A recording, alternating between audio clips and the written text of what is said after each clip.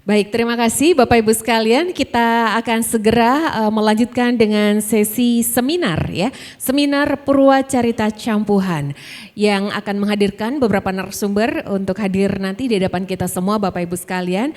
Namun untuk sesi pemaparan materi dari narasumber dilanjutkan dengan diskusi nanti akan dipandu oleh seorang moderator. Kami mengundang moderator untuk dapat tampil ke atas panggung. Beliau adalah Bapak I Gusti Agung Paramita, pengajar program studi filsafat dari Universitas Hindu Indonesia. Untuk waktu kami persilakan kepada moderator Bapak I Gusti Agung Paramita. Selamat siang Bapak Ibu hadirin. Ide Prande Sane Meraga Suci lan Subaktinin Titiang. Punika taler para penglingsir reki sampun nodia penglingsir Puri Agung Ubud, penglingsir Desa Adat Ubud. Niki sangat luar biasa beliau niki. Punika dalar suhu titiang niki koordinator Stafsus Presiden Bapak Agung Ari Dwi Payana. Titiang kalau sudah Atujung Ari memerintahkan tidak ada kata lain selain siap laksanakan gitu. Punika dalar bapak-bapak ring pengelola Yayasan Puri Kauhan Ubud, para narasumber, begitu juga hadirin dari perguruan tinggi yang tidak bisa saya sampaikan satu persatu. Jadi sangat istimewa sekali diskusi kita pada hari ini. Jadi saya sangat mengapresiasi gerakan dari Yayasan Puri Kauhan Ubud gitu. Karena baru kemarin Nur Kukuwung Ranu lanjut nyapuh tirah campuhan, sekarang tiba di Purwacarita Campuhan. Artinya program-program yang dilaksanakan oleh Yayasan Puri Kauhan ini sangat membumi. Membumi tidak dalam pengertian napak pertiwi mantan nih, tapi sampun napak toya. Tidak hanya napak pertiwi, sampun napak toya. Karena kita sadari bersama bahwa di dalam sastra air itu dikatakan sebagai sibuh buana, jadi sumber kehidupan. Maka dari itu memang menjadi tugas kita bersama untuk memuliakan dan melestarikan sumber-sumber air. Lokasi diskusi kita pada hari ini juga sangat istimewa, karena di sebelah timur ini adalah Campuhan, Tukat Os. Jadi seminar kali ini langsung disaksikan oleh Tukat Os itu sendiri kan? Karena ketika kita berbicara tentang Tukat Os, Purwacarita Campuhan, memang tidak banyak hasil-hasil penelitian yang terpublikasi selama ini. Saya coba searching di Google, termasuk di Google Scholar, itu riset-riset tentang Tukat Os ini tidak begitu banyak. Nah, Purwacarita pertama yang kita dapatkan mungkin bisa kita baca di dalam Guguritan Bali Tatwa yang dikarang oleh Ide Putumaron pada tahun 1883 Saka 1961 Masehi. Di dalam guguritan itu seorang sastrawan besar Bali yang kebetulan dari Ubud menceritakan kesaksiannya, menceritakan sejarah perjalanan Resi Markandeya, menceritakan beberapa sumber air dan pertirtan yang ada di Campuhan. Nah, ini ditulis 1961. Nah, hari ini genap ganjil 61 tahun kita akan mendengarkan kembali kesaksian. Kalau di Guguritan Bali Tatwa kita mendengar kesaksian seorang penyair, seorang sastrawan. Hari ini kita akan mendengar kesaksian seorang peneliti. Kesaksian seorang peneliti yang sudah melakukan penelitian, identifikasi berhubungan dengan situs-situs dan cagar budaya di aliran Sungai Os. Ini sangat luar biasa sekali karena banyak dari kita, terutama anak-anak muda, ingin mengetahui sebenarnya, ingin meneropong masa lalu sebenarnya. Bagaimana para leluhur kita, bagaimana tatanan peradaban air itu dibangun di aliran-aliran sungai, baik itu dari Sungai Pekerisan, Petanu sampai di Sungai Os. Untuk mempersingkat waktu, Hari ini kita memiliki 4 orang narasumber, 1 penyaji utama dan 3 penanggap yang mohon izin saya undang satu persatu untuk naik ke atas panggung. Narasumber yang pertama adalah dari peneliti BRIN, Bapak Ide Bagus Pradnya-Yogi. Mohon izin untuk depan, berikan tepuk tangan pada beliau. Beliau adalah peneliti di Balai Arkeologi. Ketika saya mencoba untuk melacak profil beliau, ternyata beliau ini memang spesialis penelitiannya di sungai-sungai. Banyak sekali riset-riset beliau di Kalimantan, sepertinya beliau lama tugas di Kalimantan. Nah sekarang beliau mendapatkan tugas leluhur ini untuk mengidentifikasi cagar budaya, artefak, situs-situs budaya yang ada di daerah aliran Sungai Yos ini. Narasumber yang kedua, sangat luar biasa sekali juga beliau hadir di sini, Bapak Prof. Wayan Ardike, Mahaguru Arkeologi dari Universitas Udayana. Sebentar beliau akan menjadi salah satu penanggap.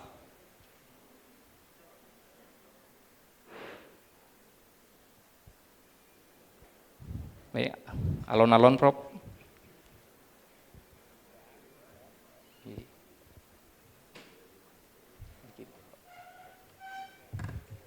Narasumber ketiga, Bapak Dr. Nyoman Sukma Arida. Ini doktor muda, tadi sudah diperkenalkan oleh Pak Agung Hari. Silakan. Narasumber selanjutnya, Penglingsir Desa Adat Ubud, Bapak Cokorde Rage Kertiase, yang sejak kecil memang hidup di pinggir Campuhan. Nanti beliau akan menjelaskan sedikit mungkin sampai ke pengalaman metafisika beliau hidup di pinggir Campuhan itu.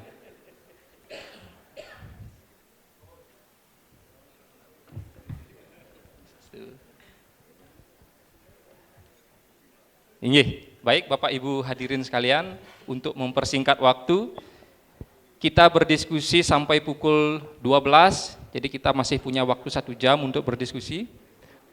Untuk mempersingkat waktu, kesempatan pertama akan saya berikan kepada Bapak Ide Bagus Pradnya-Yogi untuk memaparkan hasil penelitian yang sudah dilakukan.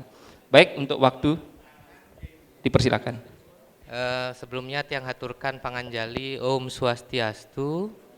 Assalamualaikum warahmatullahi wabarakatuh. Shalom. Salam sejahtera, namo buddhaya, salam kebajikan.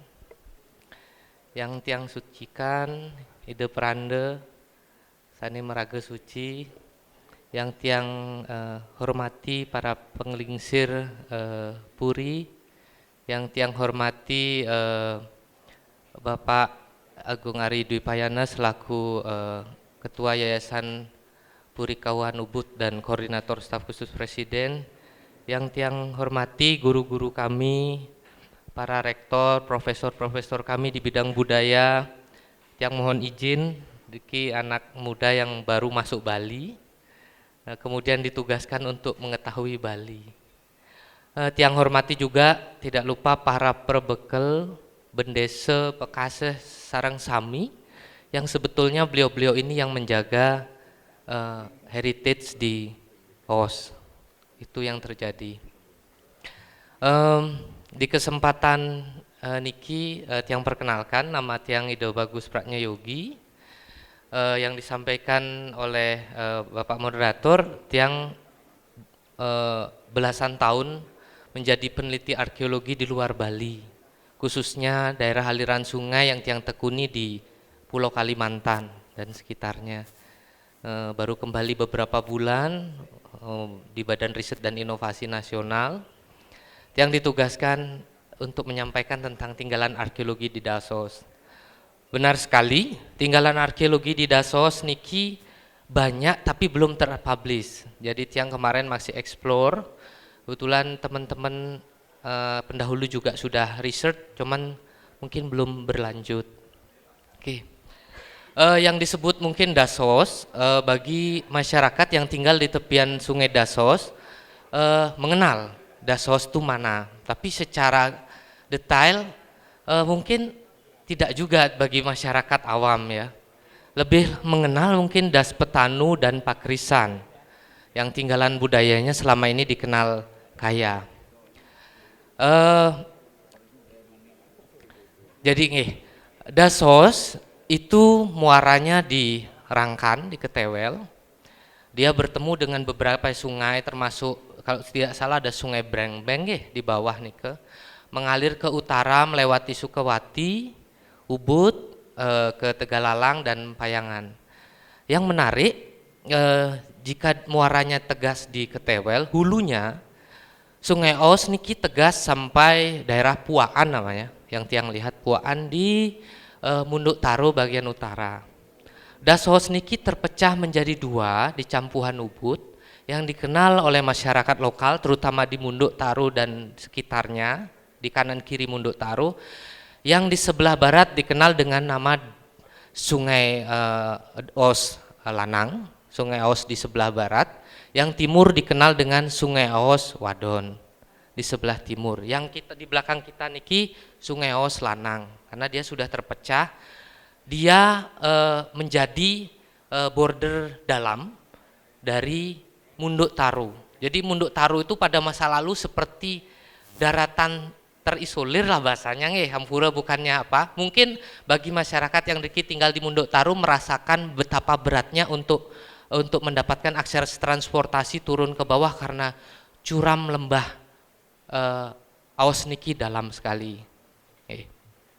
Kalau hulunya tegas tidak, yang jelas hulunya berada di Batur Selatan, karena karakteristik Batur Purba itu topografi semakin ke hulu semakin memencar, jadi banyak tebing-tebing, jadi Os nike terpecah-pecah. Detail digambarkan di presentasi tiang begitu. Dari survei yang kami lakukan beberapa hari, Dasos niki terdapat baru 47 titik tinggalan arkeologi, 47 titik. Bayangkan ketika kita detail lagi, saya pikir banyak sekali. Tidak kalah dengan Das Petanu dan Pakrisan.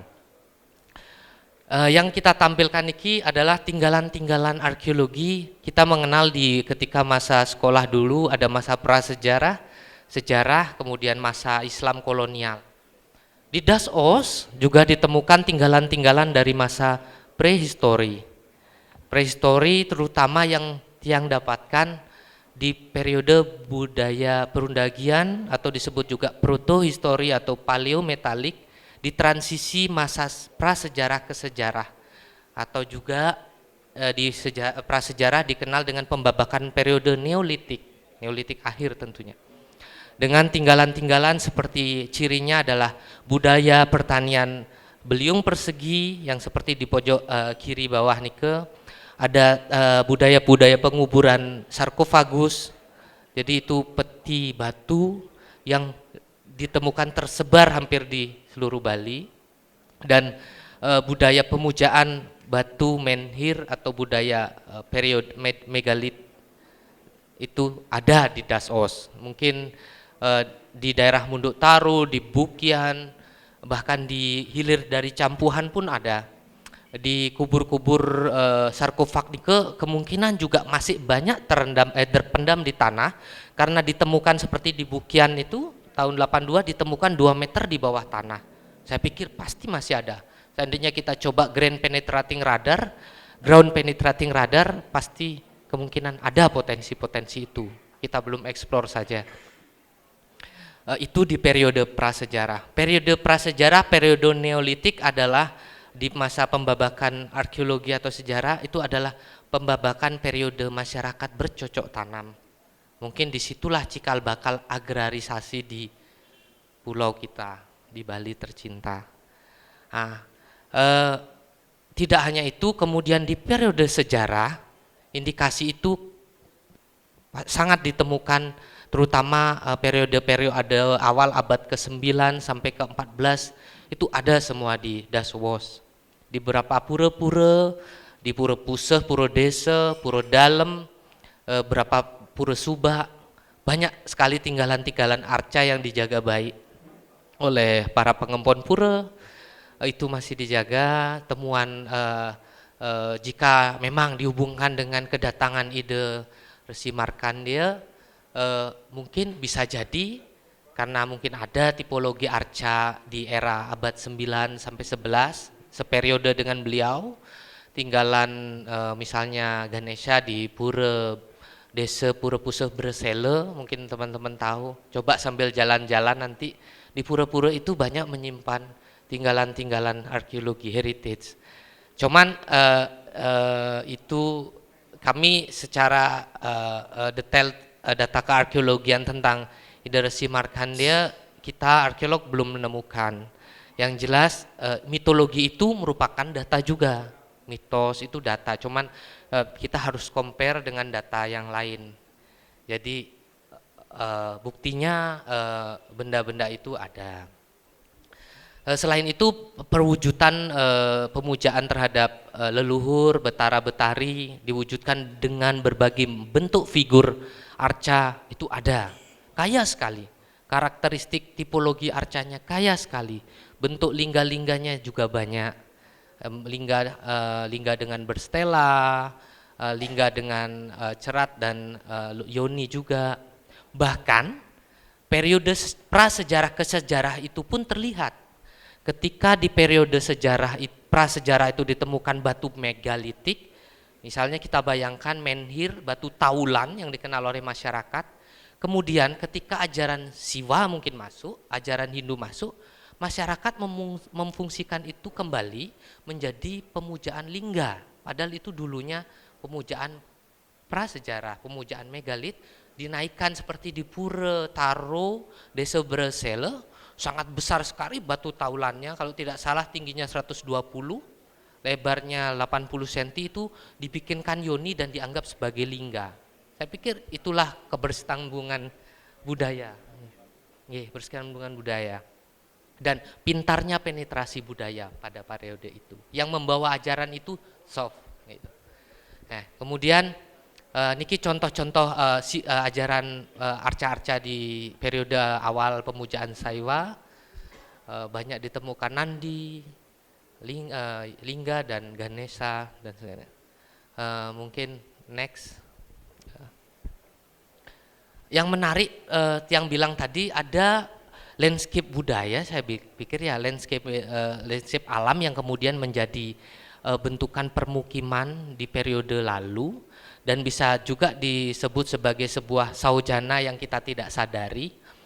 Sebenarnya ada Munduk Taro yang benar-benar mereka hidup karena daswos.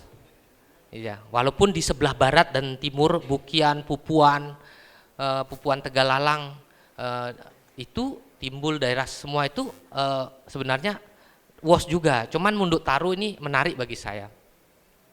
Temuannya jelas tersebar dari Campuhan, dari Bangkyang Sidem, Keliki ke utara sampai ke Bresele, Taro hingga ke Puaan. Itu Munduk Taro karena tegas dia terisolir border cekungan yang dalam sekali. Itulah Daswos lanang dan wadon. Kita lihat Munduk Taro, kalau dari potongan di sana ada Munduk Taro, di tengah itu lembah-lembah. Dia seperti dataran yang dia dibatasi. Jadi masyarakat itu membuat permukiman dari hulu ke hilir di Munduk tersebut, dan mungkin aksesnya mereka dari konteks kedekatan budaya, mereka lebih berakses berjalan hulu hilir. Mereka akan lebih jarang bergerak ke barat atau ke timur karena aksesnya minim di periode itu. Mungkin sekarang ampun wenten jembatan akeh nggih. Mungkin di era awal tahun 90-an aja senior-senior mau sekolah ke Badung pasti berat sekali itu. Dan yang nanti boleh yang asli Drike bercerita itu. Tetapi yang unik di Munduk Taro niki orientasi kalau dihubungkan dengan WOS, mereka punya orientasi seperti yang dibicarakan oleh Jung Hari, bahwa mereka punya konsepsi pemujaan hulu hilir. Next slide. Punya konsepsi pemujaan hulu hilir. Next slide. Nah nanti ya. Pemujaan hulu hilir. Ada yang data baru menurut saya ini menarik. para audiens. Jadi di salah satu Sungai Aos di Sungai Aos Lanang, kemarin kita tidak sengaja menemukan di empelan Bukian, mungkin orang Bukian sendiri tidak tahu, saya yakin karena pekasih yang mengantar kami pun terkejut kita dapat ini. Di empelan Bukian itu kita menemukan, ini konteksnya dalam konteks bahasanya Resi Markandeya agraris, budaya agraris, Sungai Wos, air dan pertanian. Di empelan Bukian itu kita menemukan inskripsi di tebing setinggi 3 meter dari bawah. Ini bertuliskan Jawa kuno atau Bali kuno. Di periode aksaranya abad 9 sampai 11 berterbaca saya, bahasanya Sanskerta. Artinya to be flat, jadi menjadi datar. Ini menarik, banyak arti yang bisa kita terjemahkan dari itu. Di sana Bukian juga dianggap sebagai buke bagi masyarakat Bukian. Cikal bakal Bukian, orang Bukian memilih desa Bukian karena ada titik ini. Jadi titik ini bisa menjadi, saya yakin ini kalau pernah melihat Goa Garbageraha, di atasnya ada tulisan begitu juga, mungkin di bawah ini karena sudah tertutup bendungan ada ceruk tempat pertapan.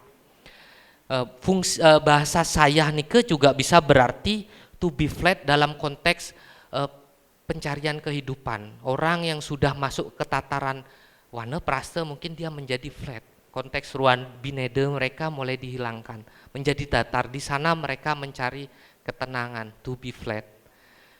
Next. Ini potongan posisi sungai, anggap aja yang merah di bawah nih ke garis sungai. Di titik 5-16 meter nih ke, disitulah ditemukan sayahan dan disitulah dipilih empelan. Jadi posisi empelan Bukian itu sejajar, ya, bahkan lebih rendah Bukian sedikit daripada empelan. Kalau tidak, bayangkan kalau tidak ditemukan topografi sungai yang mendadak terjun begitu, akan susah mengalirkan air ke munduk yang begitu tinggi. Lokal geniusnya adalah mereka akan memilih terjunan-terjunan itu sebagai bukaan empelan masuk ke sistem irigasi. Jangan-jangan Resi Markandeya kalau memang dipercaya, beliau juga sebagai pengajar atau penyalur ajaran tentang sistem wetland, ya, padi lahan basah. Karena di era Neolitik kalau ngomongnya tuturan bahasa Austronesia, dia adalah masyarakat dengan ladang kering, padi gunung. Ya, yang masalah sekarang adalah teknologi pengaliran air ke daerah yang tinggi. Inilah yang penting bagi saya daripada sistem bercocok tanamnya, sistem pengaliran lahan basah. Mungkin next. Nah, yang tadi disampaikan Jung Ari, ternyata beliau juga sudah mengamati ada konsepsi hulu hilir di beberapa titik, tidak hanya di Munduk Taru, saya lihat di Bukian ada juga. Jadi, bukan di Bukian, saya lihat di Pupuan, pemujaan terhadap titik senter di Pura Gunung Lebah. Hulu-hulu dari Balai Agung di Pura Desa ini memuja ke selatan dan ke utara, memuja Dewi Danu, Batur. Harmonisasi yang luar biasa. Mereka berusaha seperti Jung bilang tadi, dominasi kuasa, dominasi politisnya lebih kuat hulu hilir. Kalau di tempat lain model center place kuasanya itu konsep lain, misalnya seperti di Keraton Jogja, Keraton Solo, berbeda. Ini Munduk ini dijadikan teori kuasa. Berbeda dengan sungai di Kalimantan yang pelajari 14 tahun, model teori namanya dendritik model sungai itu mempengaruhi konteks kuasa dari segi exchange, perdagangan. Kota atau center dari kuasa politis ekonomi akan megang daerah muara. Makanya di muara-muara sungai di Kalimantan dan Sumatera, di situ akan menjadi urban city sekarang. Karena di sana akhirnya kontrol pajak semua berlaku. Di Bali tidak berlaku karena sungai di Bali tidak ada yang bisa dialiri. sebagai sarana transportasi. Berbeda. Jadi teori itu tidak berlaku di Bali karena sungai di Bali lebih ke konteks teknomis dan religi. Ya, mungkin next. Ini yang di Gunung Tinggalan Campuhan Dasos di Campuhan. Sebetulnya kami sebagai peneliti arkeologi masih agak sangsi. Begitu mulianya Campuhan Ubud sebagai senter dari daerah di utara dan di selatan, karena Ketewel juga dipercaya daerah selatan juga melakukan pemujaan ke Campuhan, ke Pura Gunung Lebah, tetapi Ampura Cokorde yang belum menemukan data arkeologi harusnya paling besar di sana, karena di sana center. Saya melihat data di tahun 90-an, peneliti senior kami menemukan ada bekas ceruk di Campuhan Ubud. Gambar yang bawah kiri ada gambarnya, tapi saya survei sekarang sampunten menten. Saya tidak tahu Cokorde nggih. Itu pusatnya dulu, cuman sudah tidak ada lagi. Kemudian harusnya di Pura, menurut yang di Pura Gunung Lebah, di Pura puncak apa? Payogan, nike wenten harusnya pertima atau arca-arca penting. Saya tidak tahu, mungkin sempat dipindahkan ketika kuasa Puri berada di A. Coba mungkin kepingin yang melacak apakah yang ada di sana. Karena petirtannya ada petirtan Dedari, cok nih di bawah nih wenten. Baler wenten petirtan Dedari dan segala macam. Oke, mudah-mudahan data-data itu bisa dilacak di mana beliau-beliau sani melinggih ke Dumun wenten. Infonya juga Pura Gunung Lebah sempat berpindah nih dari katanya agak tinggi Dumun nih berpindah. Ceritanya kenten nih. Next. Petirtan Dasos, jadi hubungannya dengan konteks penyucian Dasos dari sepanjang sungai, dari mungkin dimulainya petirtan nike terlihat dari petirtan di Guang, kalau tidak salah sekilas saya lihat di Pura Dalam Guang nike wenten petirtan sampai ke hulu. Petirtan nike sebetulnya supporting untuk pura yang disucikan di atasnya. Karena ada pemujaan dan peretime penting yang harus disucikan dari konteks tirta nike. Ada yang mengambil di situ kemudian memohonkan ke Dewi Danu, ada juga beberapa daerah seperti di Keliki yang tiang dapatkan ada 7 subah nike mencari selalu mendak tirta ring batur. Nah, jadi ada korelasi hulu hilir yang kuat sekali, Riki. Next. Nah, ini yang paling ikonik di Daswas. Yang paling bagus menurut yang tinggalan petirtaannya adalah dan pertapaannya adalah di Daswas di Singakerta, yaitu Cukut Paku. Periodenya memang dari stylenya ini periodenya mirip dengan di Pakrisan ya. Ternyata nggih Gunung Kawi Prof. Dan ternyata itu mungkin bisa dihubungkan dengan prasasti batuan yang menyinggung tentang air paku di periode Marakata abad 11 ya. Tapi air paku niki Jukut Paku ampun wenten di periode abad 11. Ternyata dipercaya juga sebagai tempat apa ya pendarmannya Raja Darmodayana sekitar ya abad 11 awal, lebih sebelum Marakata. Jadi itu periodenya abad ke-11. Jadi Os niki berlangsung dari prasejarah abad 9, 11, berlanjut 14, selalu ada permukiman hingga saat ini. Next. Next. Ya, oke. Oh, habis. Oke. Jadi itu yang terjadi. Data yang terbaru juga belum yang tampilkan. Daswas niki pertama disebutkan ada, kan selama niki was itu sejak kapan? Bahasanya pakai WOS atau OOS. Ternyata ada di prasasti di Sukawati menyebutkan Banyu Petanu, Banyu Hos pakai H, Banu Hos, Banu Brangbang, Hos ini diperkirakan periodenya setara dengan Raja Nakwungsu sesuai dengan orientasi jadi 11-12 lah. Jadi das Hos disebutkan, memang sudah ada Sungai Nike disebutkan.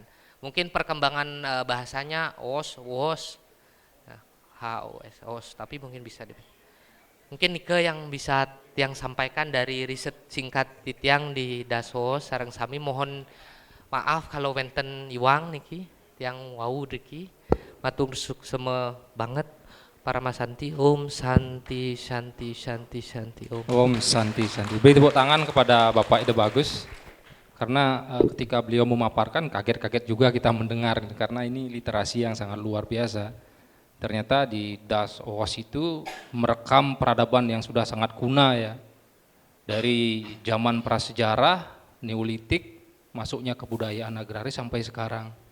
Artinya ada kesinambungan peradaban yang bisa dilacak melalui jejak-jejak situs dan arkeologi.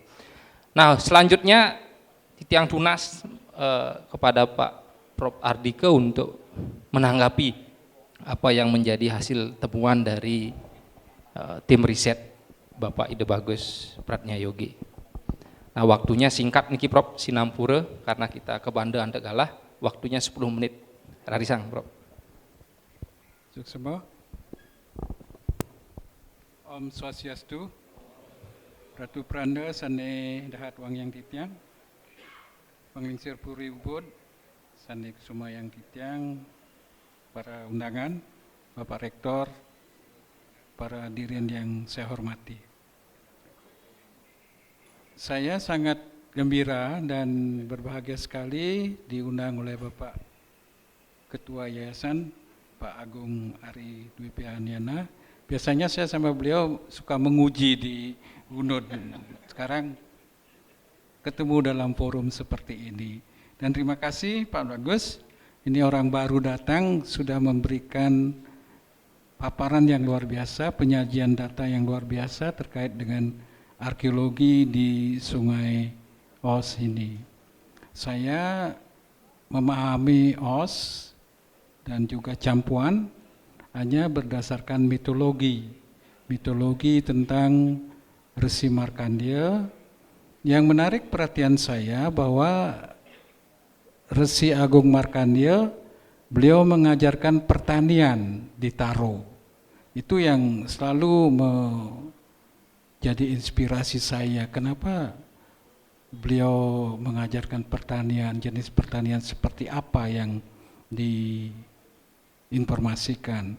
Tadi gambar pertama disajikan tentang kapak nyong, kapak persegi, kapak Neolitik. Jadi itu bukti-bukti awal pertanian. Karena berdasarkan teori yang saya pahami, pertanian padi itu di Asia Tenggara baru mulai 3.200 tahun yang lalu. Sedangkan Maharesi Markandeya kan sekitar abad ke-9, akhir-akhir abad ke-9. Sehingga ada gap. Pertanian sudah diajarkan oleh penutur Austronesia, orang-orang dari Cina Selatan, dari Taiwan itu 3.200 tahun yang lalu. Tapi Resi Markandeya abad ke-9.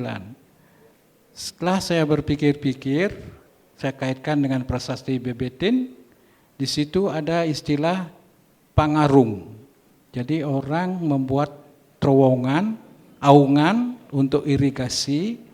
Jangan-jangan mitos Resi Markandeya itu terkait dengan pengenalan sistem irigasi aungan, terowongan itu tadi. Karena budidaya padi sebelumnya sudah ada tapi padi kering, padi gage. Sedangkan padi sawah ini kan suatu hal yang baru.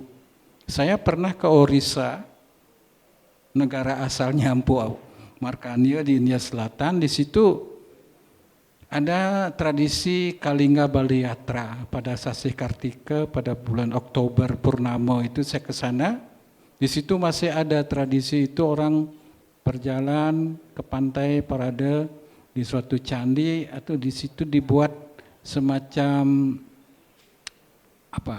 perahu-perahu kecil dari pelepah pisang dan itu dipuja, dianggap memperingati orang-orang Kalingga yang datang ke Bali, Kalingga Bali Yatra.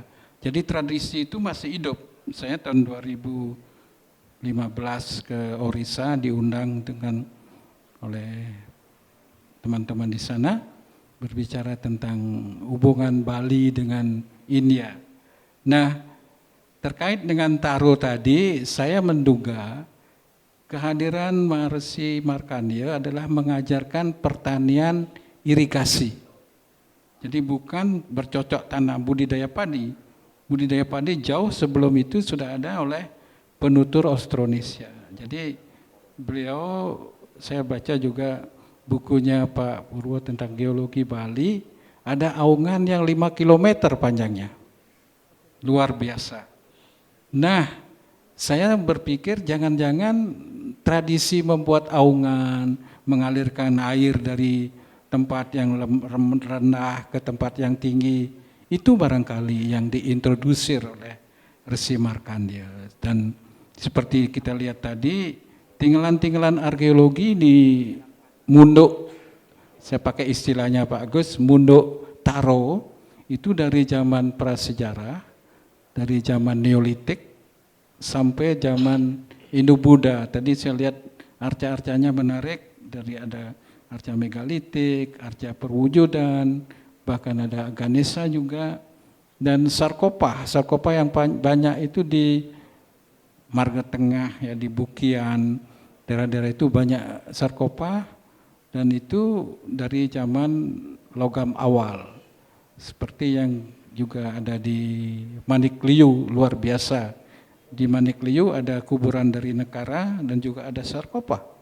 Jadi pendek kata bahwa peradaban di Sungai Os, di Munduk Taro ini, seperti tadi disampaikan, itu berawal dari zaman Neolitik, katakanlah demikian, kemudian datang Indo-Buddha, lalu ada transformasi teknologi irigasi barangkali, dan peradaban itu terus berkembang, lalu mengadopsi Indo-Buddha, dan di situ terjadi transformasi budaya, ada perubahan-perubahan yang lama tetap berlanjut, seperti tadi ada arca megalitik menggantikan Lingayoni seperti itu. Jadi kita bisa membayangkan bahwa memang Munduk Taro ini, saya menulis dalam buku kecil saya itu 2000 tahun yang lalu, peradaban di Bali itu adalah peradaban desa.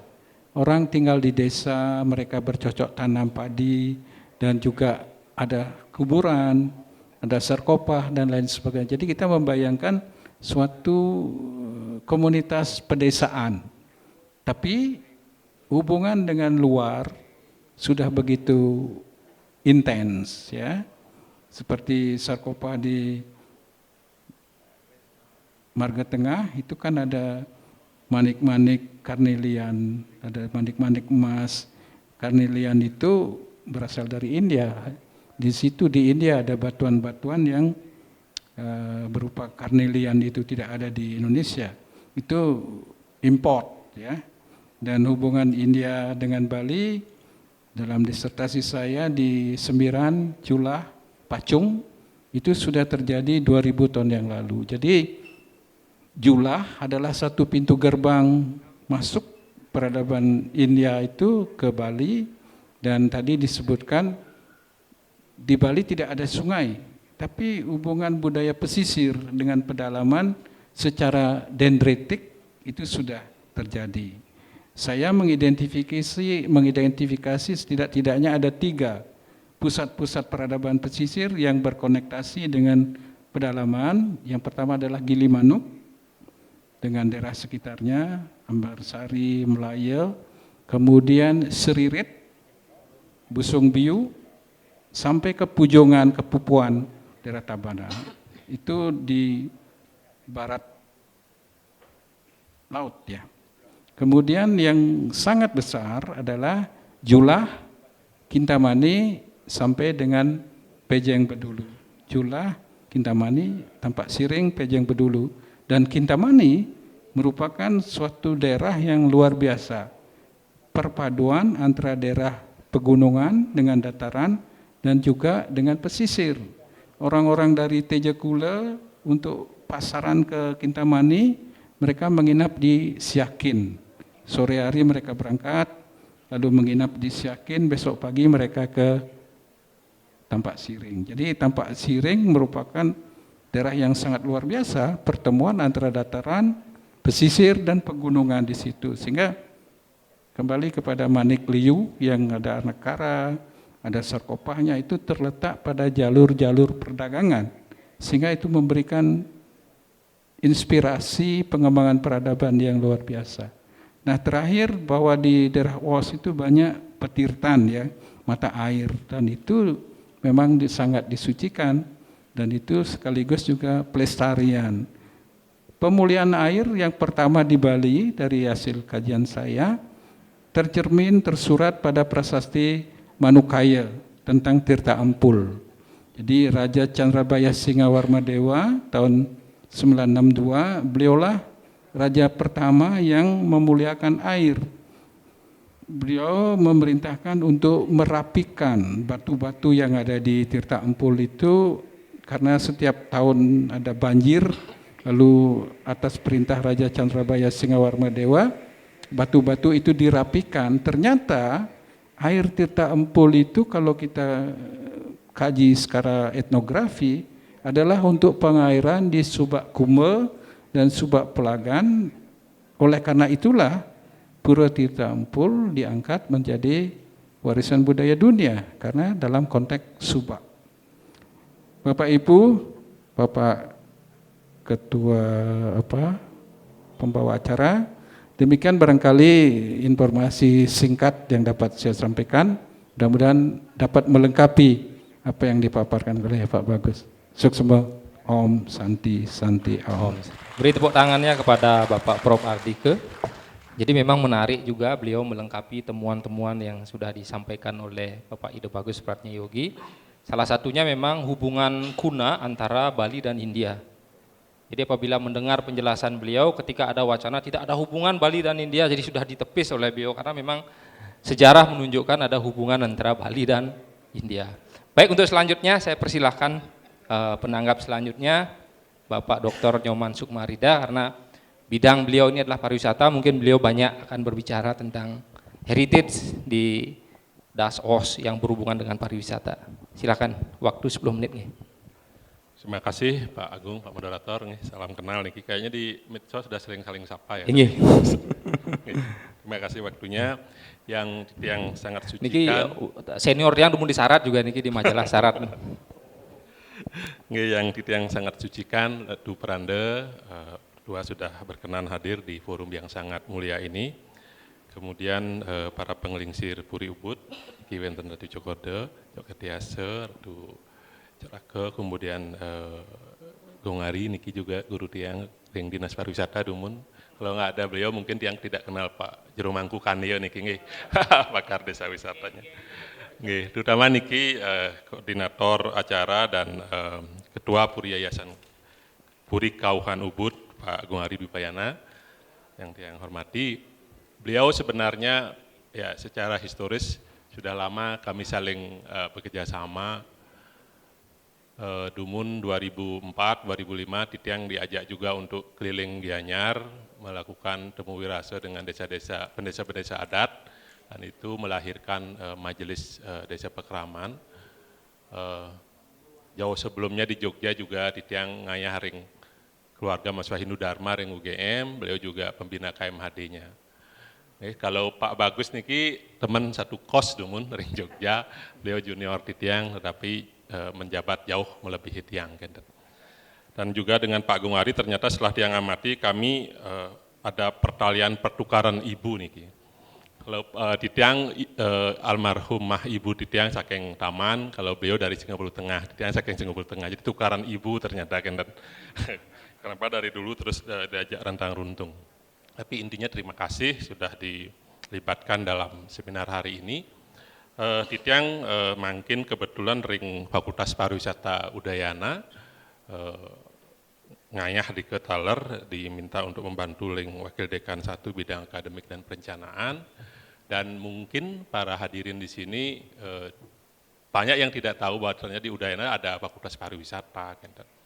Memang dari sisi kajiannya kita agak berbeda dengan teman-teman di Poltekpar atau di Politeknik Negeri Bali. Kalau di Udayana kita lebih melihat pariwisata itu sebagai sesuatu yang harus kita kritisi bersama, jaga bersama, agar jangan sampai pengembangan pariwisata ini merusak sendi-sendi kehidupan kita di masyarakat, termasuk niki yang hari ini kita bicarakan soal budaya, tinggalan-tinggalan heritage.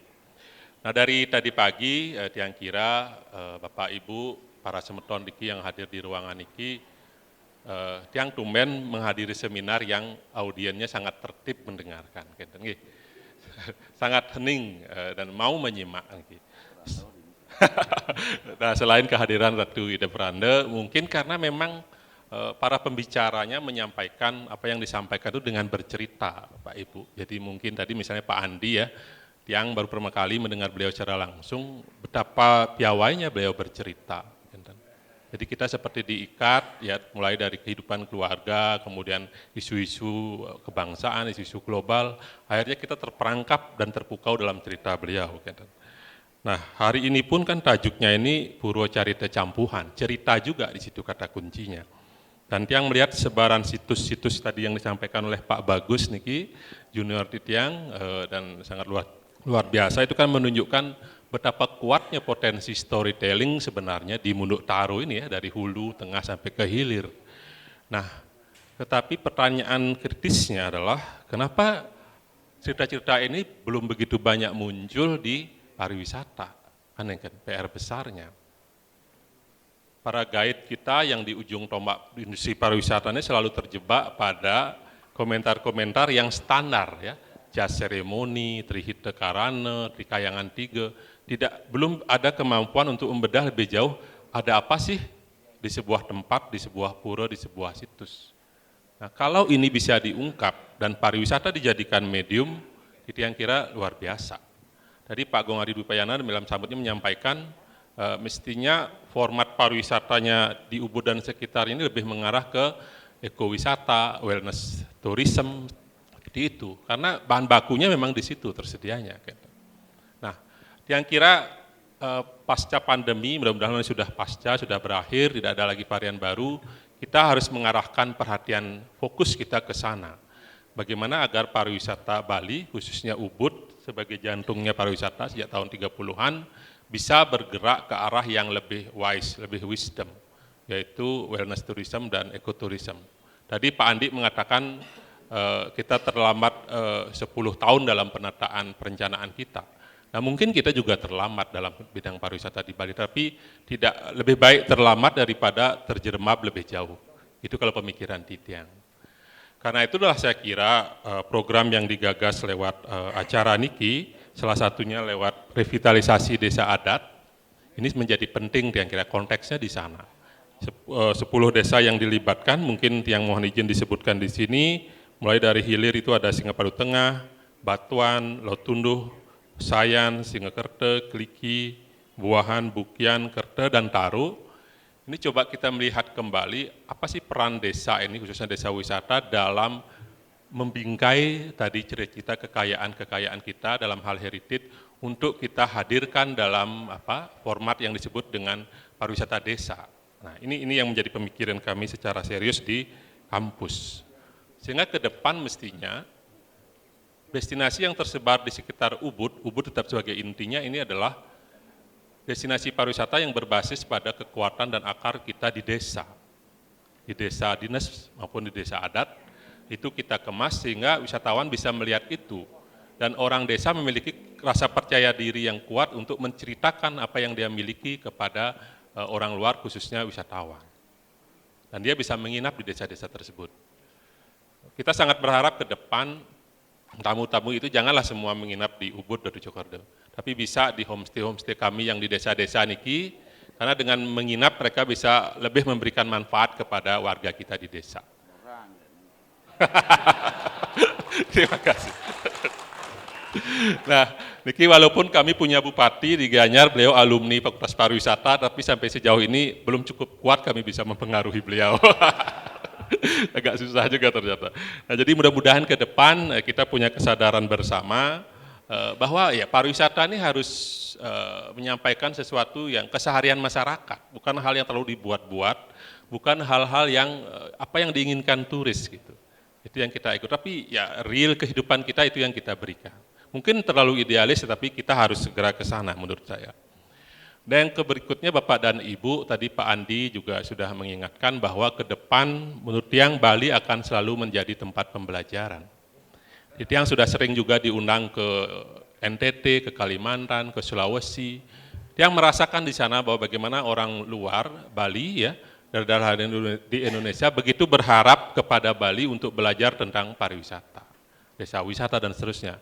Niki semeton Tiang seniornya Pak Jero Mangkukania baru datang dari Aceh, ya, Nanggro Aceh Darussalam, beliau ke sana diundang sebagai narasumber desa wisata. Luar biasa.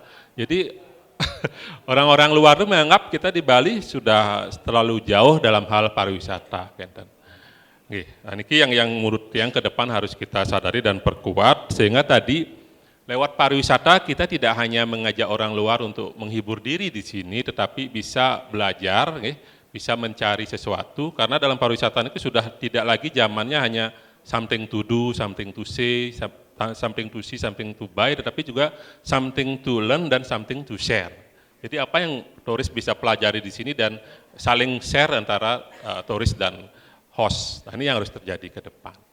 Sehingga kesimpulan Titiang untuk menanggapi paparan Bagus tadi, pariwisata memang ke depan dan Ubud memeran peran ini bisa sebagai obat dengan mengembangkan wellness tourism, dan kita harus memberikan kesempatan kepada desa-desa kita menjadi aktor utama dalam menjalankan pariwisata pedesaan. Tidak sekedar wacana dan jargon, tetapi juga praktik empiris yang bisa kita lihat dalam kebijakan dan program-program pembangunan.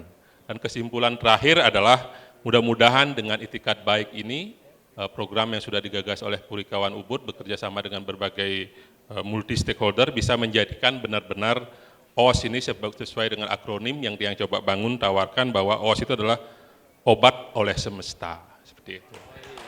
Jadi terima kasih, mudah-mudahan ini segera menjadi bisa mewujud untuk kita semua, sehingga tidak selalu pariwisata itu dipandang sebagai merusak lingkungan dan budaya, tetapi pariwisata adalah media untuk menumbuhkan budaya dan menghidupi lingkungan kita. Jadi yang tutup dengan Pramesanti, kalau ada hal-hal yang kurang berkenan mohon dimaafkan. Om Santi Santi Santi Om. Suksema. Beri tepuk tangan kepada beliau Nyoman Sukma Arida. Sebenarnya beliau menyampaikan keluh kesahnya sebenarnya terkait dengan apa yang terjadi di dunia pariwisata. Tapi tadi menarik disampaikan bahwa selayaknya memang ada trans multidisiplin ilmu dalam melihat potensi-potensi kebudayaan Bali. Jadi tidak hanya dari sisi ilmu arkeologi, tetapi juga dari sisi ilmu-ilmu yang lain. Tadi Gung Ari juga sudah menyampaikan itu. Semoga ini akan direspon serius agar ada upaya pengembangan pariwisata yang memang berbasis potensi desa itu sendiri, berbasis potensi heritage yang dimiliki oleh Bali. Nah, untuk selanjutnya, saya rasa kenapa Bapak Ibu hadirin tertib, karena Tukat OOS langsung menyaksikan diskusi hari ini, jadi enggak berani, enggak tertib, harus tertib. Nah, untuk terakhir nih, penglingsir Titiang yang akan banyak bicara mungkin dari sisi yang lebih spiritual, gitu, karena beliau memang dari kecil hidup di tepi Sungai Campuan. Iya, anduk kalah, adu penglingsir, Rarisang. Radu Prana, para tim sarang sami sana suksema Titiang, Pak Agung Suksemo galah puniki dalam para pengraos sarang sami Titiang nenten panjang atur saking alit dari kecil. Titiang biasanya yen banyu penaruh jam 3 pagi sudah pergi ke Campuan untuk melukat banyu penaruh. Nike terjadi tiap banyu penaruh tiap 6 bulan. Namun akhir-akhir puniki sepi banyu penaruh. Bonyanglah kamar mandi. Artinya pergeseran nilai proses makna banyu penaruh itu yang mandi di campuhan dengan dimandi di kamar mandi perlu mina beratu ngenikin banyak ratu. Ada lene do gitu. Nah pergeseran nilai puniki pasti karena sang waktu, sang zaman. Jadi pecampuan punika wantah secara praktisi budaya di tiang di ritual memang banyak ngerajang karya punika. Memang banyak sekali simbol-simbol dan kaitan-kaitan proses upacaranya yang mana secara identik napi wasa referensinya belum pasti bisa. Seperti kemarin terakhir Mancawali Kramo di Tewel nggih. Ide utara ring Gunung Lebah Tedun. Ya, punika banyak juga pertanyaan di masyarakat, dados nemi dan sebagainya. Nah, unsur-unsur hubungan spiritual puniki juga tidak kalah pentingnya dari proses kekuasaan zaman. Di sana juga ada sebuah napi wastane tambahan-tambahan yang sudah ditinggalkan dari zaman-zaman sebelumnya. Sehingga di campuan Bukit Campuan puniki nggih wenten teler maosan ratu punika Bukit Campuan nika Bukit Yang Sidi. Bukit Yang Sidi. Makin dipercepat Bangkyang Sidem. Sing Bangkyang Nyangking. Bahwa di Pura Suci niki. Dan juga ada cerita dulu bahwa Bukit Bung Batu Mejalan, sana rien kocap pura agak tinggi. Nah kalau lihat secara proses sampai wasan erosi sungai, mungkin dulu sungainya cukup tinggi nih Kang. Sampai sekarang pun batunya masih menjadi jembatan ke pancoran gua gitu. Batunya kantun. Raris wenten go raksasa tuh. Erika di foto sana wawu nih asli itu, yang makin sampun dados homestay itu. Pas tangat san Rika tuh wetan tamu bani loh sih kata, pangkudo carung di tiang Rika tuh. Nah, ada. Jadi pergeseran bukannya tidak menghormati, banyak tenuning nih tuh. Nggih, penumas radis jagi yang enak homestay, bagus kelihatannya tuh. Nah kenapa disebut raksasa? Kemungkinan peradaban dulu waktu datang peradaban puniki berbeda tuh.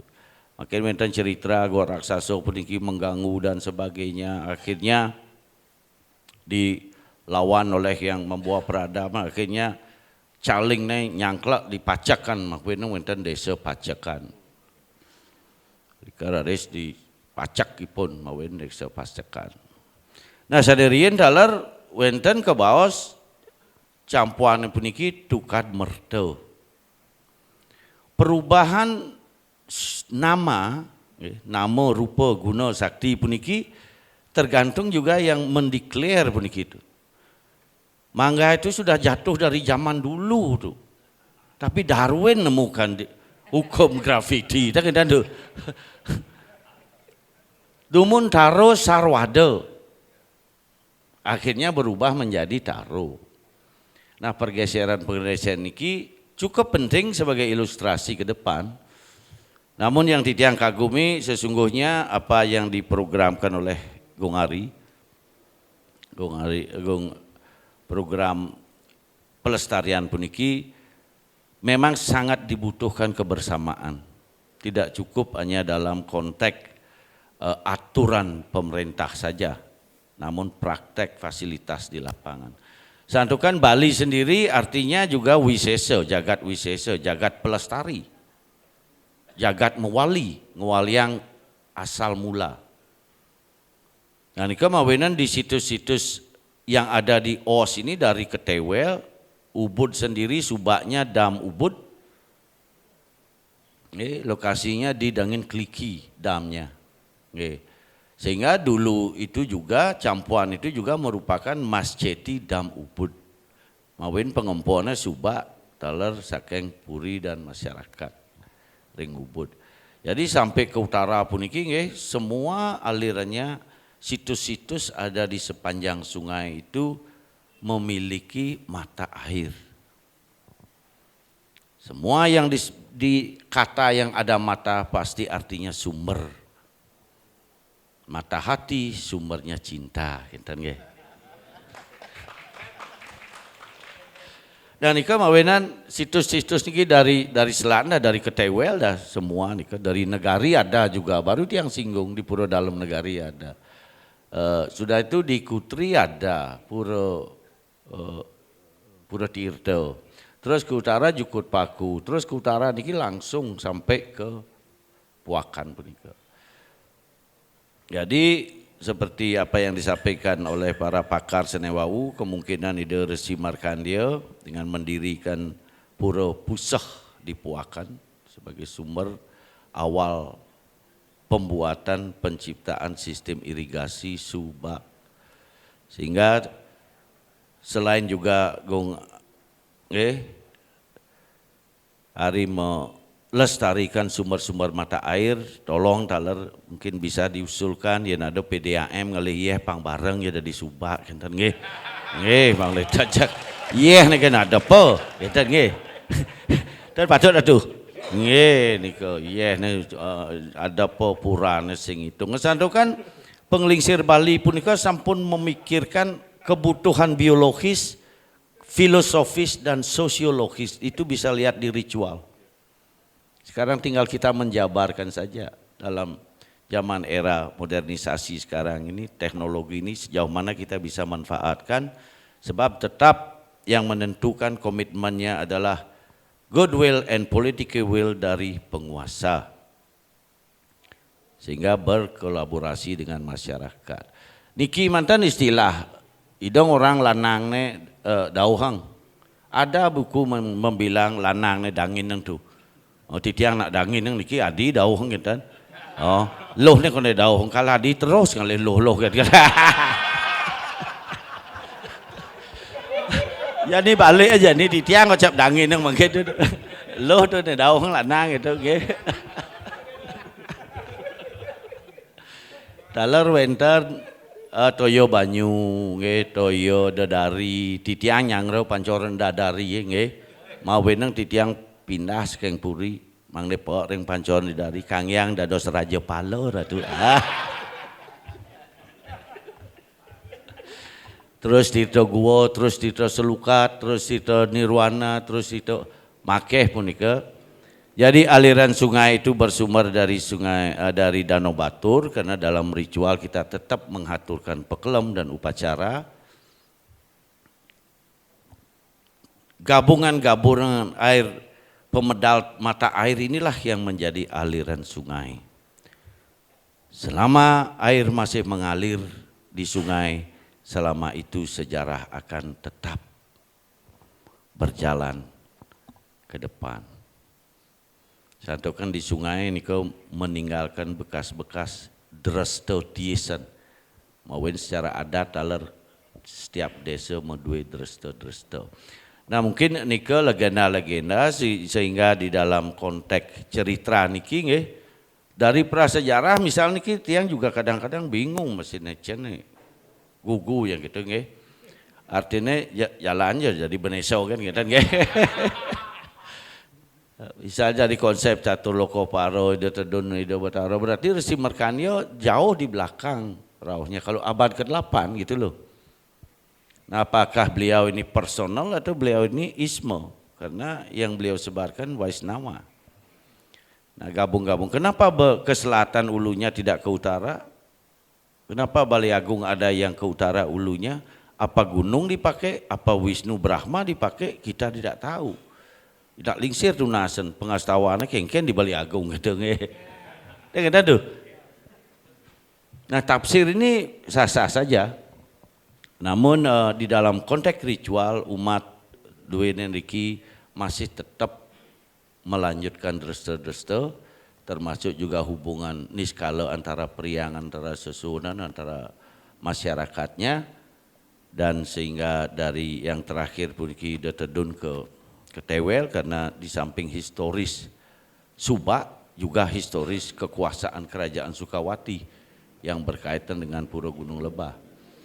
Nah nike beberapa referensi mungkin tanggapan-tanggapan yang Titiang bisa sampaikan Sehingga Titiang pun merupakan Ratu, Titiang pun merupakan bagian dari proses sejarah mawenang megenah ring campuan, purin Titiang puri campuan, ngimport Titiang istri saking barat dan timur. Ternyata Titiang bagian proses sejarah Mas itu. Dados tepuk tangan gitu mesti ya. Iki menika dumun atur piuni Titiang dumugi wonten pekenoipun.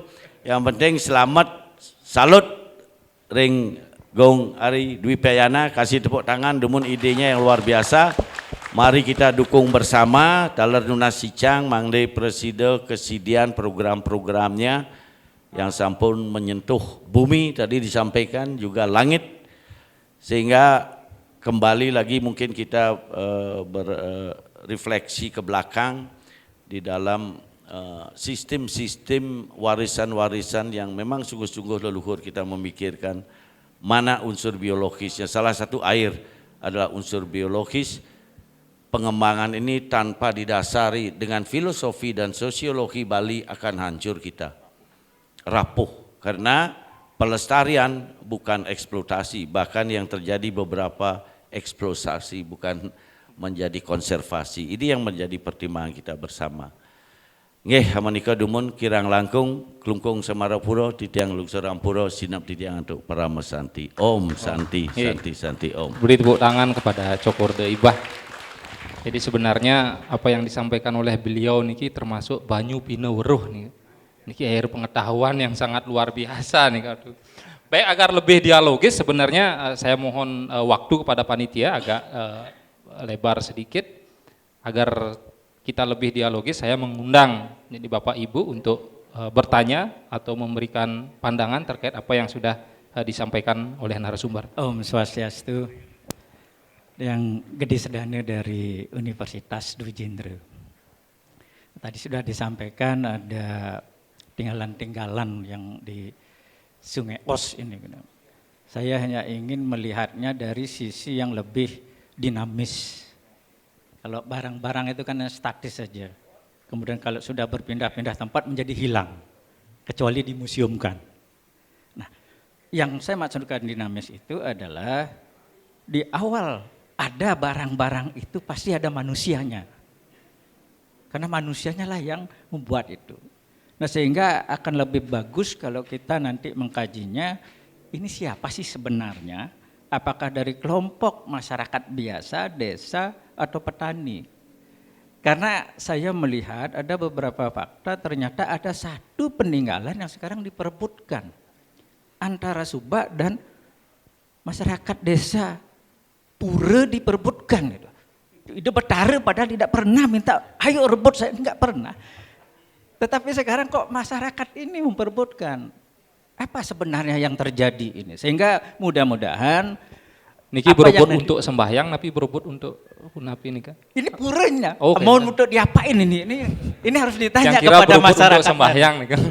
Masyarakatnya harus ditanya, padahal tujuannya ada pura itu ya paling sederhana, kita bersama-sama di sana menyatukan diri kita bersama-sama, harmoni di sana. Tapi ini diperebutkan. Oleh karena itu, mudah-mudahan apa yang nanti dihasilkan dari kegiatan hari ini bisa menunjukkan sesuatu yang dinamis, sehingga ada perkembangan-perkembangan yang nantinya ini tidak menjadi konflik-konflik ke masa mendatang. Ini sudah terjadi. Dan ini ya di Gianyar juga terjadinya gitu. Dan beberapa kali saya dicari, tapi saya nggak berani karena ini urusannya jadi Betara gitu. Sekali lagi terima kasih Om Santi Om. Baik, terima kasih dari Bapak Rektor Universitas Dwi Jendra luar biasa sekali. Baik, selanjutnya nih yang di belakang. Inggih semua Om Swastiastu, Titiang Sinari Tunggil Guru saking SMA Ubud, Dewanin Rikanjak Mangkin dan Persida untuk mapitaken. Dewanin napi sane sampun kewodari wawu apa yang sudah dipaparkan luar biasa lengkap. Cuma memang harus perlu diimplementasikan lebih lanjut. Nah ini yang penting. Kalau dari segi keilmuannya sudah lengkap, tapi kalau ilmunya tidak nyampe, utamanya pada komunitas persekolahan.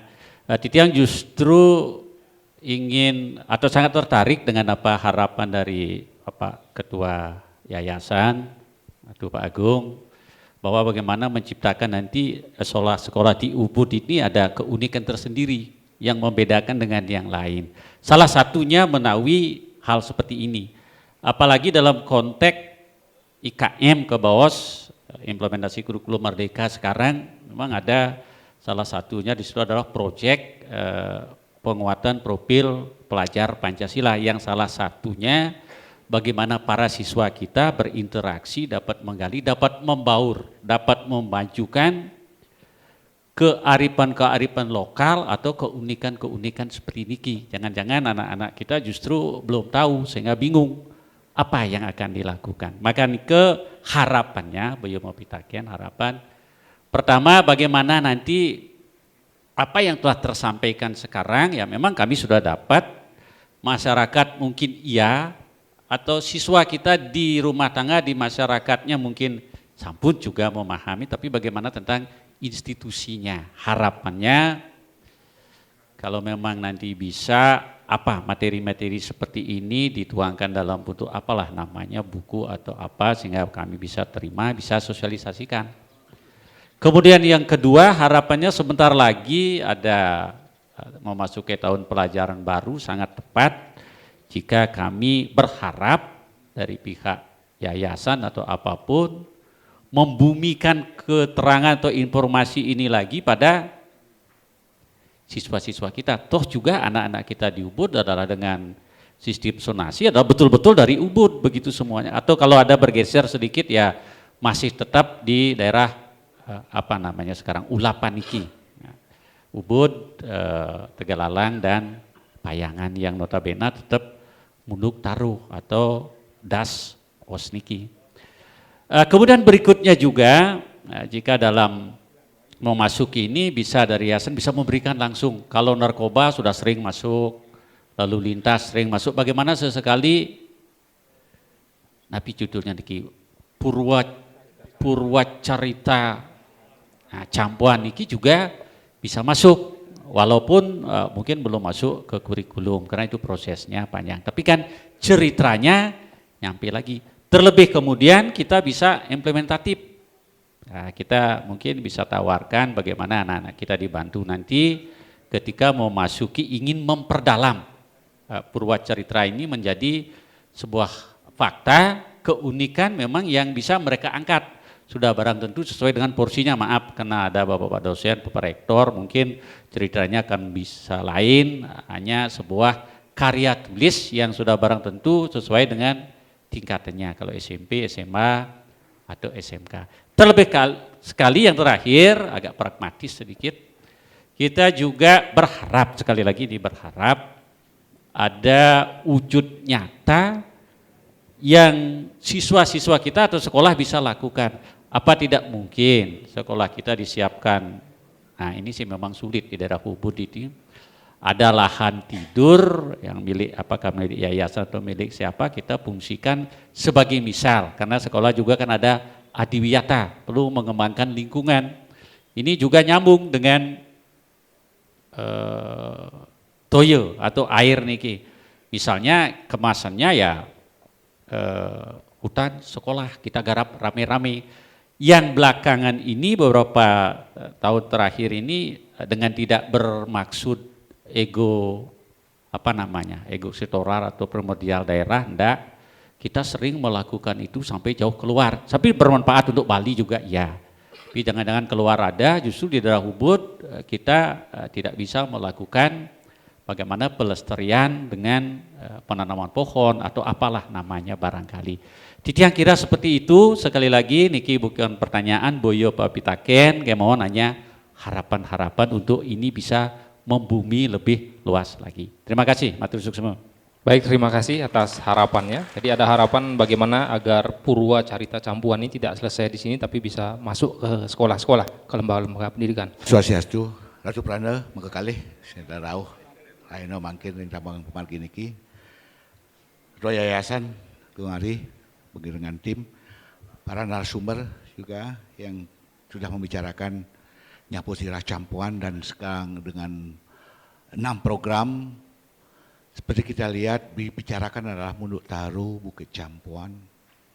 Kita ketahui bahwa Bukit Campuan ini adalah apa yang kami dengar dari orang tua, bahwa ulunya Ubud adalah ubun adalah niki. Di mana dengan dibukanya apa adanya Campuan is need to be preserved. Jadinya diperlukan suatu konservasi dalam preserving, memelihara Bukit Campuan tentunya.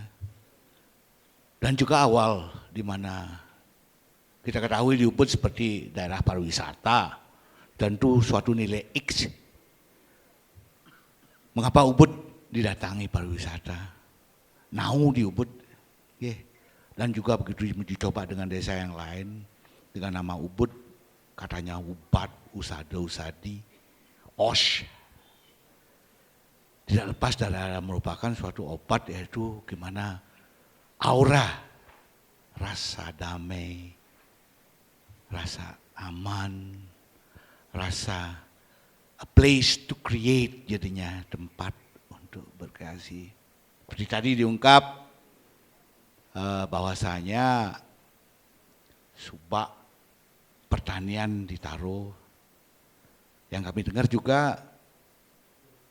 pada abad yang ke-8 itu Mpu Markanil, Markanil merupakan di Campuan juga tempat yoganya, di mana menemukan subak, desa dan banjar. Dan terus dipraktekkan di daerah Taru, makanya arah soal ada, di sana terjadi terus wakan, bersele, lain sebagainya, di sanalah dipraktekkan. Baru terus penyebaran sistem subak, apa sistem irigasi itu sendiri. Nah seperti kita ketahui, ring Ubud niki, ya hulunya Campuan, takson Ubud ini. Mungkin bagi orang banyak tahu, why Ubud, mengapa Ubud? Susah kita jawab. Saya juga sering bertanya kepada pariwisata, how long you gonna be here? I've been for a month, nothing to do. Jadinya saya di teras aja duduk. Ya, a place for dream, jadinya to create. Jadinya tempatnya di sini. Nah, suasana aura inilah mungkin menjadi daya tarik melalui alam semesta yang kita miliki di Ubud. Takson Ubud sambut punika. Nah niki yang perlu dengan dibukanya kewentanan Bukit Campuan, Ubud dengan Munduk Tarunya langsung ke teben niki. Oh niki yang kebetulan ngomong ring Pura Gunung Lebah, ngiring Betaro masih ring Tambang Pemargi Piodal ring Jogan Agung. Dan begitu sepanjang OAS niki mungkin suatu takson dan berlabuh ring Ubud merupakan suatu tempat yoga, dilanjutkan ke Taruh dalam mengaplikasikan apa yang diraih dalam yoga niki, yaitu Mpu Markanil. Untuk itu yang betul-betul terima kasih dengan Bung Ari, dengan Yayasan Purikawan untuk udah membuka niki. Kita penuh dengan ketakutan, sana ringsir-ringsir, sana dumun, sering niki yang cokodoh beciin. Ulun Taruh, ulun ubud niki ampun gasa. Nah niki itu nasib yang ring pemerintah iring serang sami. Ulun ubud niki kenah niki mangde-mangden napi ya terpelihara lah kaum munduk niki. Nah niki ada penguasa tiang di ring Puriageng Ubud ngomong sepisanan Gunung Lebah. Nyarangan masih beli kalau musuh Munduk Taruh, piodalan, pemargi, rauh ke teben masih rauh ring. Napi nika soreng sekawati. Ani kada recang sina pendau promo Santi Om, Santi Om. Nggih, suksema ida penglingsir. Nggih, mungkin tunas tiang untuk narasumber untuk memberikan closing statement. Jadi singkat-singkat mandat dari yang paling dan Nggih ini Mas Jedi berdomara tuh nggih Pak dosen. Nggih. Di tiang dapat terlibat rikatalat antun dumun di tiang ring pelestarian budaya Bali mungkin sama Pak Ardika cukup produktif waktu Pak Dewa Brata waktu itu. Mungkin sekaligus dampak daripada Perda Desa Adat Desa Pekeraman ini juga memerlukan pertimbangan ke depan, karena lahan subak itu sudah tidak menjadi kesahan, bengang pidana subak lah. Nah, karena alih fungsi puniki, kalau alih pakai sekali-sekali sih nggak apa, tapi alih fungsi niki yang berat niki. Sehingga pergeseran-pergeseran ini mungkin perlukan pertimbangan-pertimbangan. Walaupun sudah ada Perda Subak. Nah di sini kan megarang masalah lahan makin karena dampak unsur ekonomi, kepentingan, kebutuhan dan sebagainya. Mungkin itu salah satu input masih sampai sekarang permasalahan itu. Yang kedua, di tempat-tempat pertemuan mata air di laut, di sumber-sumber mata air adalah tempat para yogi mempersatukan cita dan budi. Kalau mau melestarikan campuan, beryogalah dulu di sana, mensatukan cipta dan budi, karena kata ubud juga ada di salah satu Purana. Diartikan ulah budi dharma. Ubud. Ulah budi dharma inilah yang menjadi obat.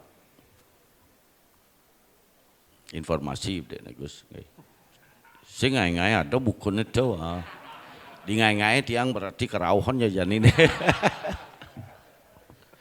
Nah di tianuna Srenggong Hari, terhadap para pengerau sarang sami, iring dukung bersama-sama program puniki, dalam pikiran, dalam doa, dalam kegiatan, Dumugi sudah saatnya lah kita sadar kembali bahwa unsur-unsur biologis yang kita presentasikan secara ritual di Bali perlu sekarang dipahami dan dimengerti bahwa yajna itu tidak hanya sekedar proses bakti ring Dewatara, banyak unsur pelestarian di sana termasuk pohon, buah-buahan, termasuk infrastruktur, termasuk gula dan sebagainya. Sudah kita warisi, sekarang tinggal kita memilih. Kita mau melestarikan atau kita mau mengeksploitasi. Dua-duanya ada akibat. Hukum sebab akibat tidak bisa kita lupakan, tidak bisa kita harus hadapi. Amanika suksemo Ongari atas inisiatif dan inspirasinya, semoga mangguhan kesidian dan kerahajangan. Inggih suksemo atur titiang. Untuk selanjutnya mari kita dukung bersama. Laris lanjut. Laris lanjut. Oke, suksemo. Bapak Ibu hadirin semuanya, 2 atau 3 minggu terakhir kita kan dihebohkan oleh 2 kejadian. Saya kira. Yang pertama di tingkat global, semua orang prihatin dengan kejadian tenggelamnya putra gubernur Jawa Barat di sebuah sungai di Swiss ya, Sungai Are kalau tidak salah namanya. Ini tentang sungai. Di tingkat lokal, Pak Gong Ari menghebohkan Bali dengan kegiatannya yang juga mengambil tema tentang air atau sungai. Jadi ada apa dengan sungai kan gitu ya. Nah, satu di global, satu di lokal. Ini menjadi globalisasi. Nah, saya kira kenapa ubud ini maju dalam pariwisata? Karena kemampuannya dalam menyambungkan antara yang global dengan yang lokal. Jadi campuran pun juga itu artinya percampuran. Jadi mencampur antara sesuatu yang global dengan yang lokal. Kemudian juga pariwisata pun hadir saya kira sebagai sebuah dedaunan ya. Kalau pohon yang hadir di atas tanah itu adalah pariwisata, tetapi dia berakar kuat kepada tradisi dan jati diri Ubud atau Gianyar atau Bali secara umum. Jadi saya kira kalau kita ingin tampil memungkau keluar, maka harus perkuat yang ke dalam ini, jati diri kita dan seterusnya. Dan apa yang kita pelajari hari ini adalah perjalanan menelusuri akar-akar tersebut lewat aliran Sungai Aos dan bertemu di Campuan. Saya kira itu, terima kasih. Dan teruskan ke Pak Prof, silakan. Oke, untuk semua, saya ingin menanggapi pertanyaan dari Pak Gede tadi ya. Indeks konflik antara kepentingan Pura dan Suba. Nah ini sebetulnya konflik itu terjadi, mohon maaf Niki, karena adanya kepentingan ya. Jadi kepentingan yang berbeda-beda itulah yang menyebabkan terjadinya konflik, perbedaan ideologi dan lain sebagainya. Untuk itu barangkali kita dalam konteks agama Hindu kita sudah diajarkan kita itu saudara, kan kita sama. Nah mungkin pemahaman, penghayatan tentang nilai-nilai kesamaan, kebersamaan itu barangkali perlu kita camkan lagi sehingga konflik-konflik yang semestinya tidak terjadi itu bisa diredam barangkali seperti itu. Jadi mari sama-sama kita menahan diri, kita melihat teman yang lain karena mereka juga punya kepentingan sehingga konflik-konflik seperti itu barangkali bisa diredam. Nah terkait yang menggarisbawahi apa yang disampaikan oleh Ratu Ida Cekorda tentang potensi Ubud yang luar biasa ini memang harus dilestarikan, dipertahankan karena para leluhur kita dengan mitos-mitosnya itu barangkali suatu berkah yang perlu kita pahami, kita lestarikan. Meminjam istilahnya Pak Sukmaharida, ada dalam pariwisata itu storinomi ya. Jadi sejarah cerita itulah yang kita ceritakan kepada wisatawan sehingga mereka betul-betul kagum, memahami, ingin tahu, dan mereka betah tinggal di Ubud ini. Barangkali itu, dan terima kasih sekali lagi, mohon maaf atas kekurangan-kekurangan kami. Terima kasih. Terima kasih Prof. Lanjut Pak Bagus. Suksema, untuk kegiatan saat ini, Tiang sebagai arkeolog memandang bahwa sustainable lingkungan itu banyak sekali hal yang bisa kita lakukan berangkat dari pelestarian kebudayaan masa lalu. Konteksnya adalah jati diri dan paham bahwa leluhur dulu itu perlu proses harmonisasi, adaptasi untuk menjadikan sebuah permukiman atau kehidupan itu terus berkesinambungan. Itu penting. Jadi kalau seperti yang Bapak sampaikan tadi, hal ini tentunya bisa disampaikan ke anak didik segala macam. Nike sangat penting karena mereka lah yang ke depan akan mengambil langkah terhadap waris-waris apa yang ada dimiliki orang tuanya sekarang, terutama mengenai lahan dan segala macam.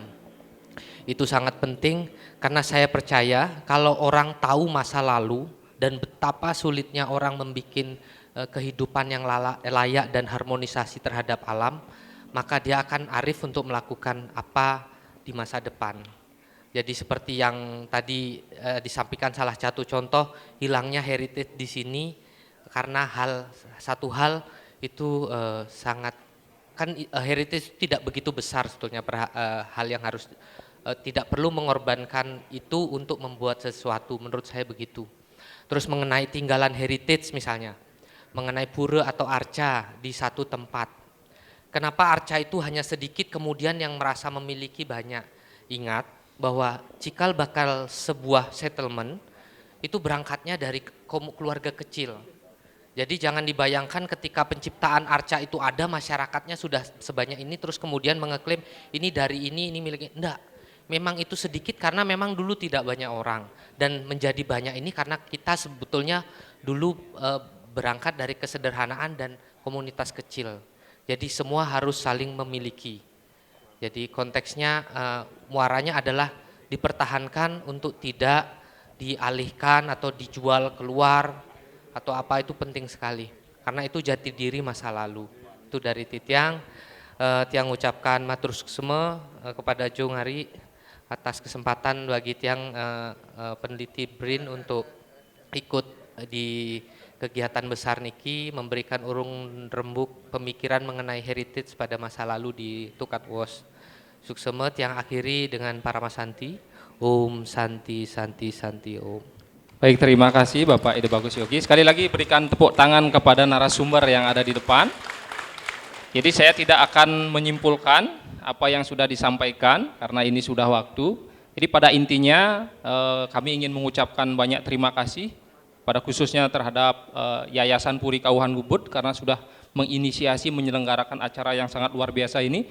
Begitu juga kepada Bapak Ide Bagus Pratnya Yogi sebagai peneliti, Prof. Ardike, Beli Nyoman Sukmarida, pengelingsir titiang, jadi suksema sampun Preside Rauh Driki memberikan pemaparannya. Ada hal penting yang bisa disampaikan bahwa gerakan penyelamatan dan pelestarian lingkungan ini tentu tidak hanya kita bisa biarkan dilakukan oleh Yayasan Puri Kauhan Ubud. Ini harus menjadi collective movement ya, harus ada gerakan bersama khususnya pada orang-orang Bali agar kita bisa mewarisi ruang hidup yang layak dan harmonis ke depannya. Maka dari itu, gerakan penyelamatan lingkungan ini adalah gerakan kita bersama, tugas kita bersama. Baik, itu yang bisa saya sampaikan. Sekali lagi saya mohon maaf sebagai moderator apabila ada hal-hal yang kurang berkenan selama saya memandu diskusi ini. Saya akhiri seminar Purwa Carita Campuhan ini dengan Paramasanti. Om Santi Santi Santi Om.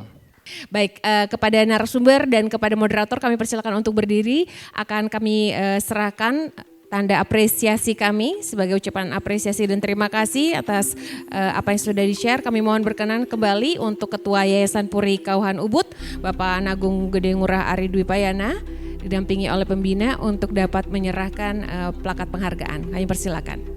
Informasikan bahwa rangkaian program Nyapuh Tira Campuhan ini masih akan berlangsung hingga bulan Agustus 2022 dan Anda bisa ikuti seluruh informasi kegiatan melalui website www.purikauhanubud.org.